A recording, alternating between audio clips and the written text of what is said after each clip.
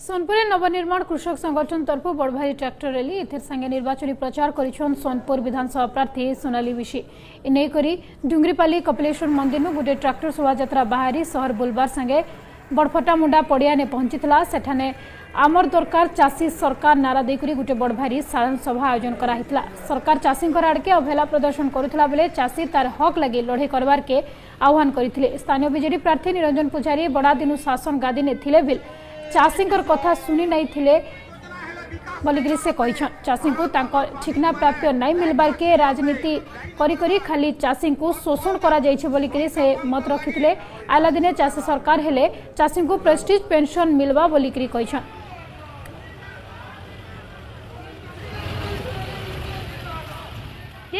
शिव मंदिर आम फटामुंडा पड़िया तक ट्रैक्टर बाइक रैली करछु सरकार के देखाबार लगी चाहूँ कि चाषी मैंने आज भी एक है निजर हक अधिकार लगी लड़ाई करबार लगी बाहरबे ना कि खाली पैसा लोभरे बाहुबल बल से चुप होकर दबाबे जेन भावुन सरकार से सरकार के आज देखाबार लगी बाहरी छु। चाषी मैंने समस्ते एक ही करी तीर सरकार थी आमर विकास काना है समस्ते आम मैंने जाचु कि ना चाषरे ना दादर ना आमर आहु भी जेन दाबी अच्छे कौशल केसी सरकार आज तक किसी भी आवाज नहीं उठावा।